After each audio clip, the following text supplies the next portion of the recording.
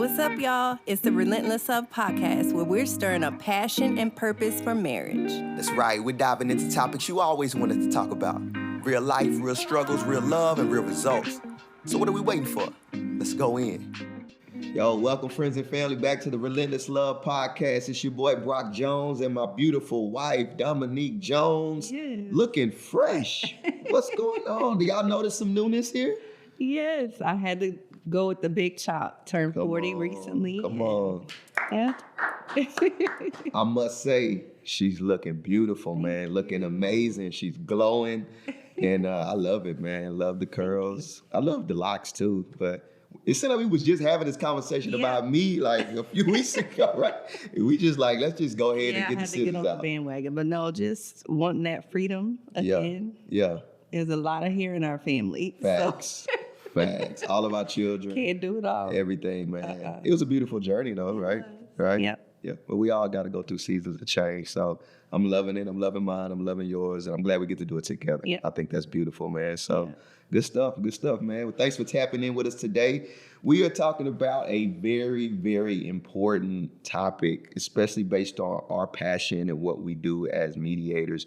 We're talking about divorce. Yeah. Right? The word divorce, we hear it all the time. We see it all the time. And sometimes I don't think we understand the process of it, the deep effects it has on families, on individuals, and all the things that it encompasses. And so today we're going to talk about that in a relatable way, but also in an informative way. Yeah. Because I think a lot of people don't count the cost. Right. Yeah. And the collateral damage, that's the thing. It's not just a decision. It affects so many people who are a part of the family. So. Right. So there's financial costs.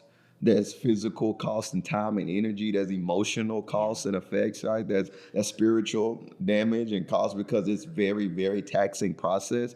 And a lot of times I think in going into it and making a decision like that, you don't really evaluate how much it's going to cost you in the moment and after the fact. It's like a lifetime effect across the board, right? And so we want to talk about that today. But we also want to give you a disclaimer, right? We understand that divorce sometimes is an option that could be necessary. You know, there's times where you may be in an abusive relationship. There may be times where you've been abandoned by a spouse. There may be times where there's been a repetitive offense of adultery or cheating, right? Yeah. Those times you might want to consider getting divorced and leaving. But even in those cases, there could be times where you can reconcile, even in that. So we want to just let you guys know that even though we're advocating for marriages and families to stay together, there are times where it might be a best option for you to consider the divorce process. So today we're not focused on those, rare extreme cases. We're focused on most marriages, according to divorce attorneys, are because of irreconcilable differences. Right. And just in what we've seen, it can be reconciled if you have the right tools, you actually take the time to invest, and not enough couples do that. Right. Sometimes you just in the heat of the moment, you got tired, you got weary, right? You don't have the resources or the tools to figure out how to process and reconcile. And so you just like, all right, cool, let's just end it, let's get divorced. And it could actually be reconciled if you are in the right place with the right people, getting the right tools to be able to navigate those challenges. And so we want to talk through a little bit about that. This is not just a stats conversation.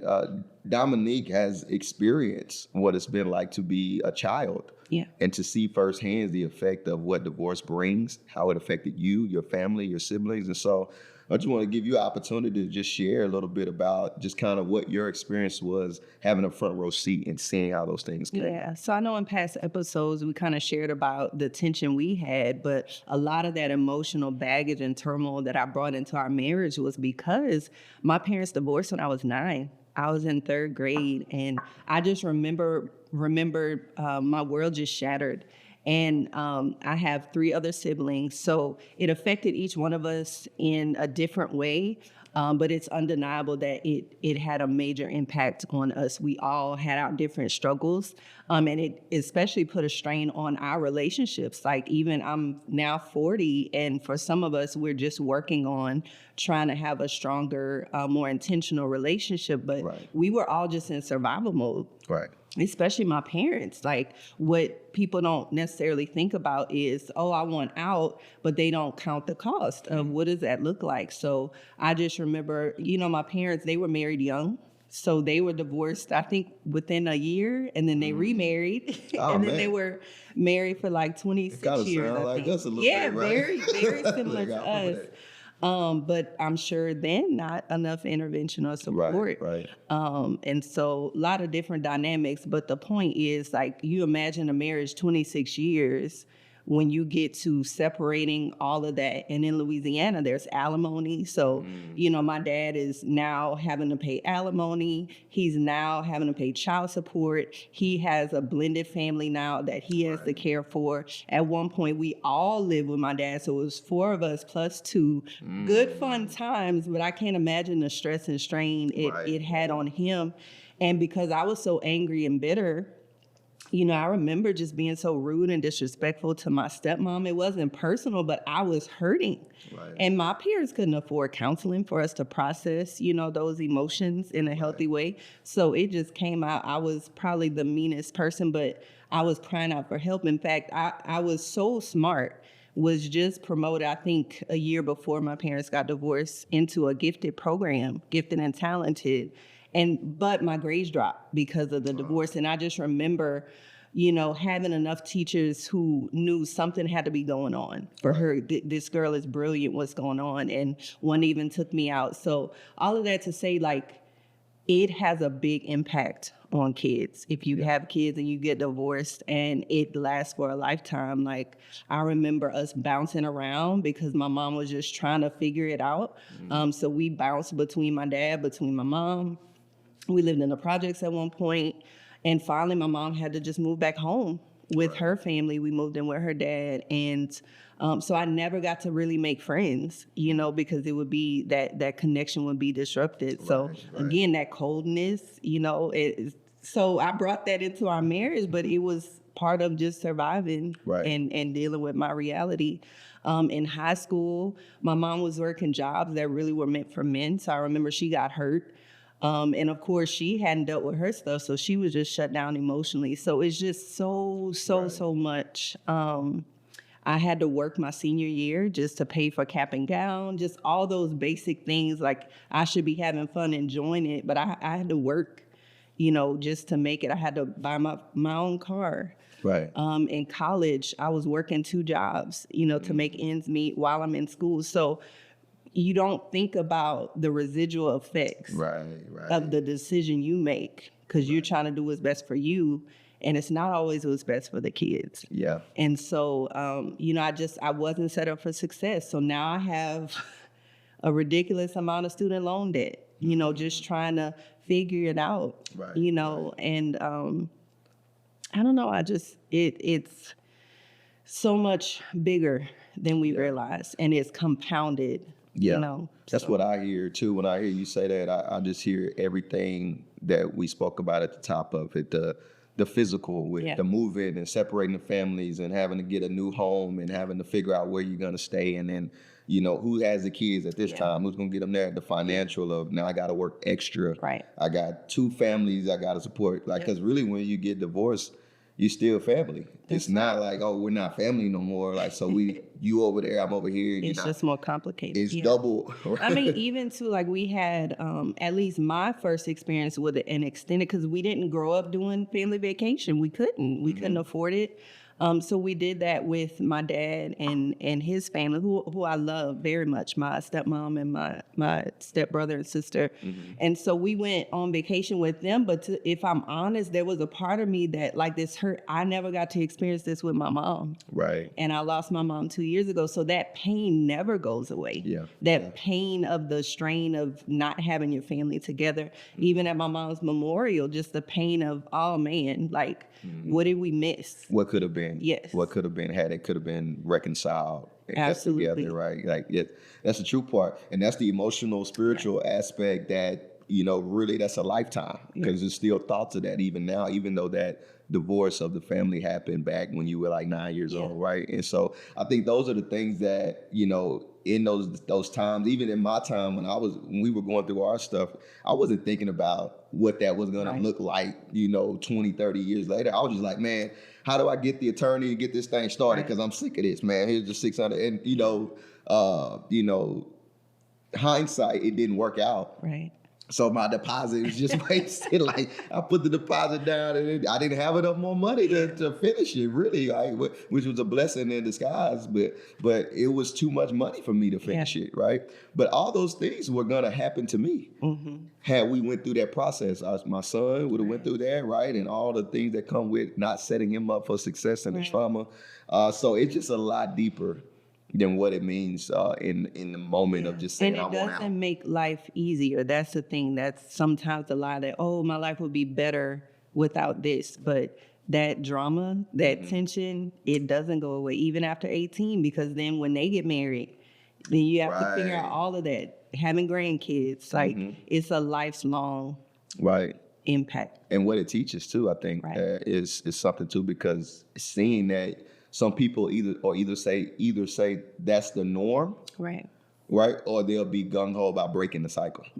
So depending on what you see and where you land your boat with that, you can see it and be like, man, yeah, whenever I see something or go through something I don't like, I'm out, because I've seen my parents go through 2 or 3 divorces. Or you can make a decision, say, you know what, I'm gonna be the one that's gonna be the rock and foundation of changing the narrative. And stick in, and you can find yourself on either side, depending on where your mind is. But a lot of times we don't get to see the peek behind the curtain and see what divorce is. Divorce is the legal process of dissolving a marriage, legally severing the marital ties, severing the property, severing the assets, separating everything, splitting it up.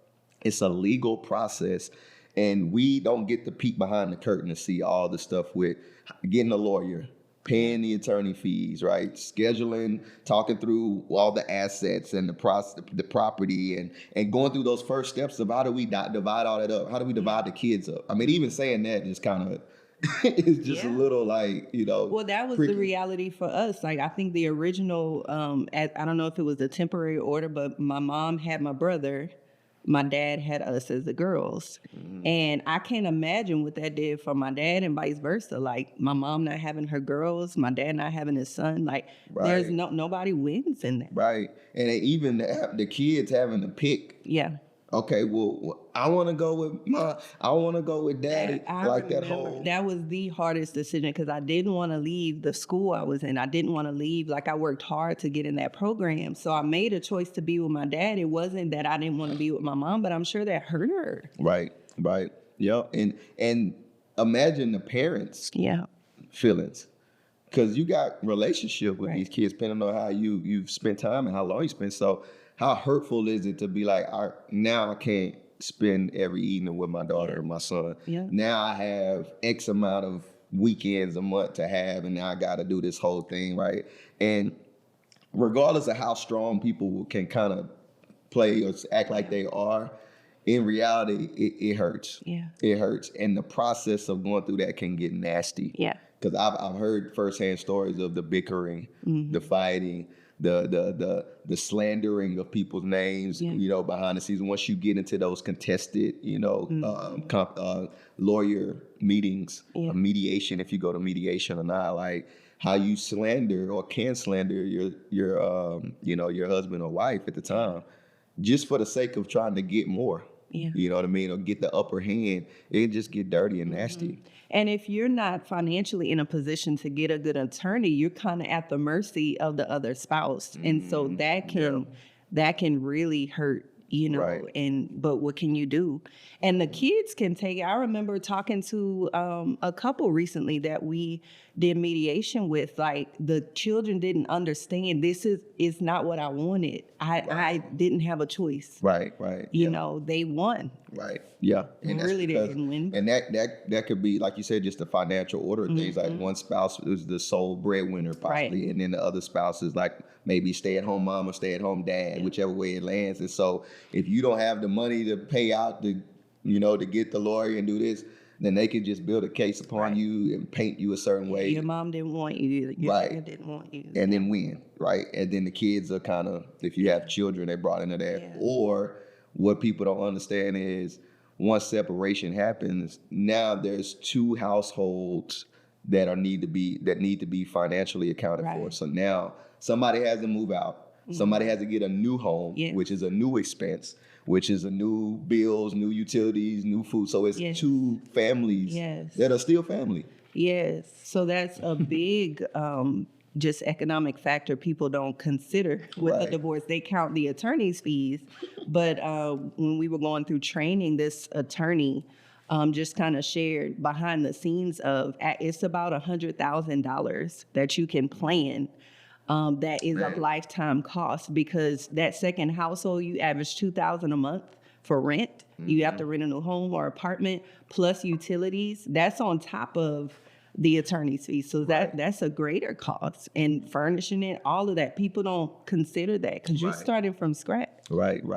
And it's actually interesting because he said most of these divorce attorneys and lawyers, they know this, and a lot of times they're like, man, why don't y'all just invest in working it out? Yeah. It's cheaper to just invest in like working out these differences that y'all have instead of fighting. That song, Cheaper to Keep Her. Oh, it's cheaper to keep her. Who's that? Bobby Blue Blood, somebody. Yeah, it is. That's true though. Like for real. Like they were saying that all those fees rack up. Yeah. And then you got these separate homes at that extra $100,000 per like family. Because again, I keep saying this. You're still family. Yes. Even if you're divorcing, there's 2 homes need to be accounted for. There's kids that still need stuff, the child support and all that, right? Like it's real. Yeah. And a lot of them saying, man, it would be more valuable to just invest in working out the differences versus getting into this debt over something that's petty. Because really, I think they broke it down and said you're fighting over, what was it, 2 extra weekends? Yeah, 21 days. 21 days, right. So in Texas, where we're based, I think it's 53-47 is kind of the standard. Now, you can fight for more, but really it's just 21 days that you end up fighting over.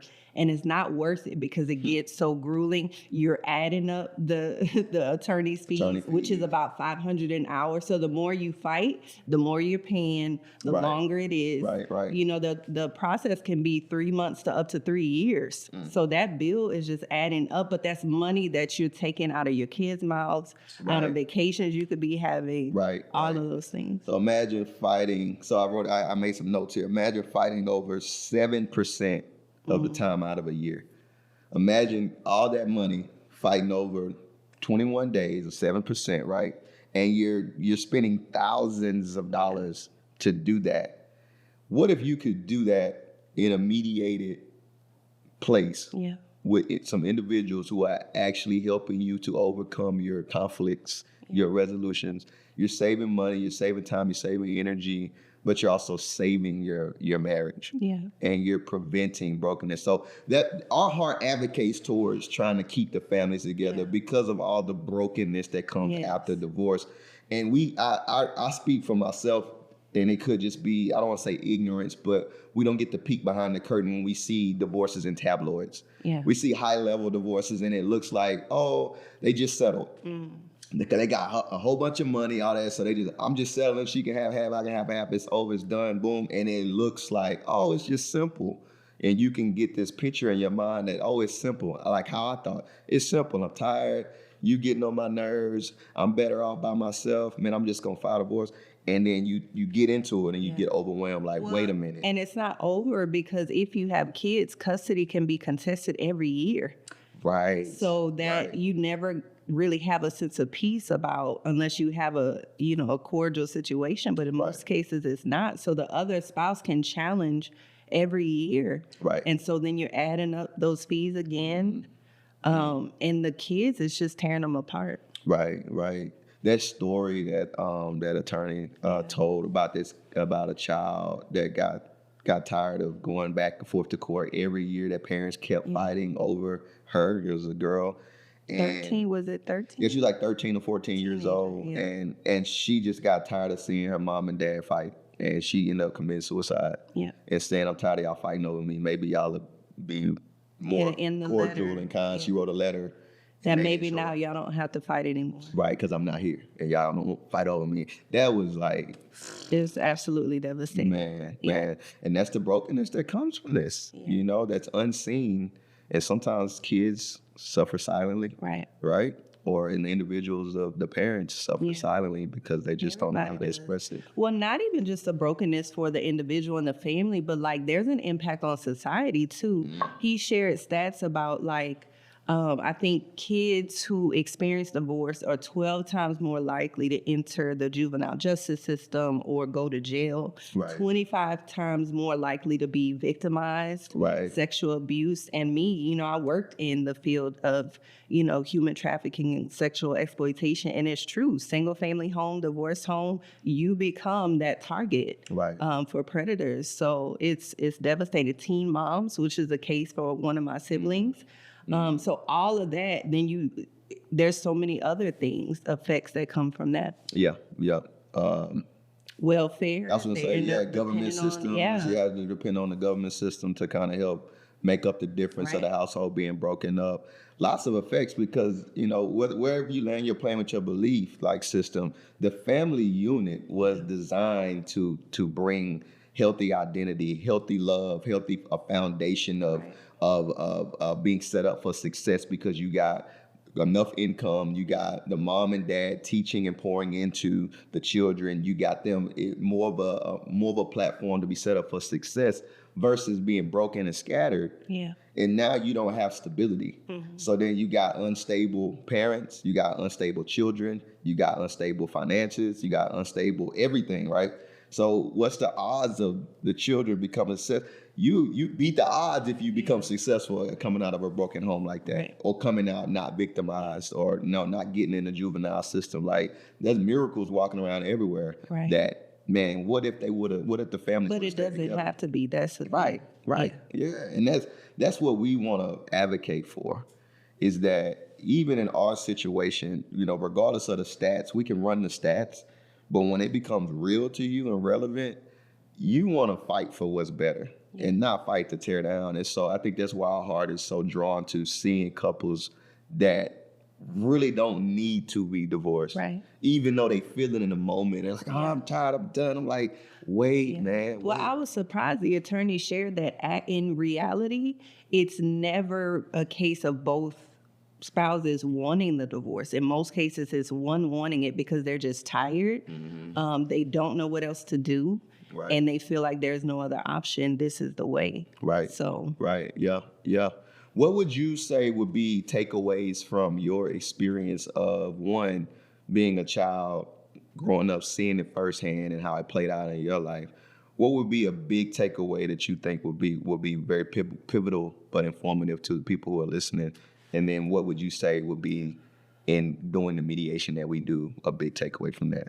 I think, children are resilient. They can bounce back, but they're going to have baggage. And I had so much baggage. Like, it affected my grades. I was promiscuous in high school. Like, the effects it has deep down and on the psyche and on confidence. I didn't have confidence. I wasn't secure in myself.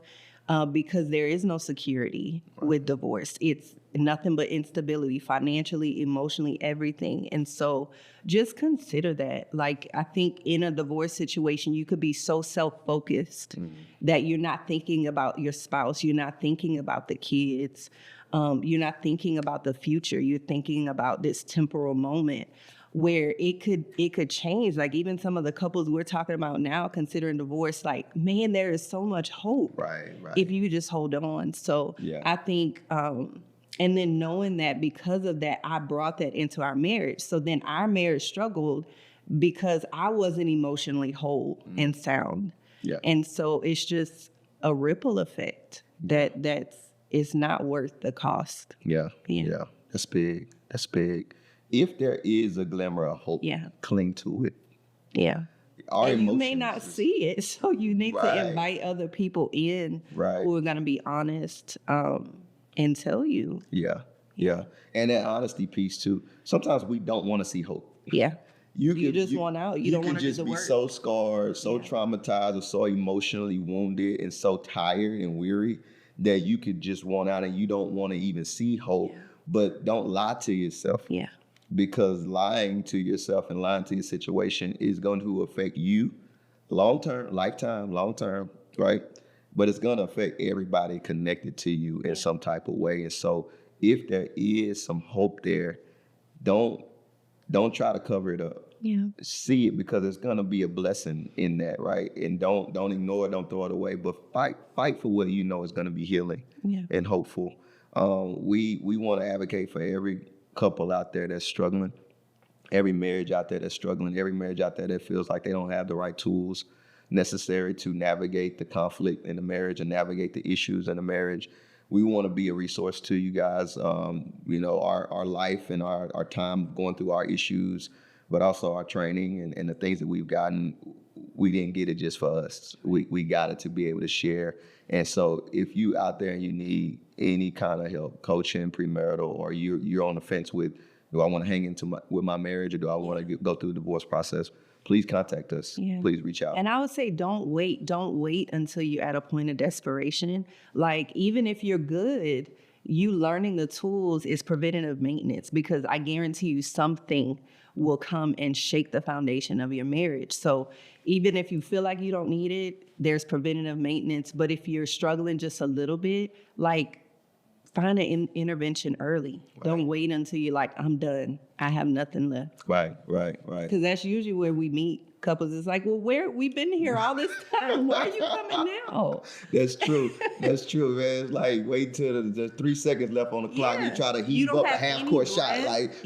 Like, come on, man. You're out of breath. Your muscles are weak. Like, don't wait until you're depleted. Mm-hmm. Do something sooner. Yes. Well, we're here. We love you guys, man. We want to have these kind of conversations that are necessary. Talk about the real things, man. So thank y'all for tuning in with us, man. This podcast has been fun. It's been a great journey, and we're glad y'all gonna ride with us, man. So from me and Dominique to you, much love, much blessings, man, and peace. Until next time, see you.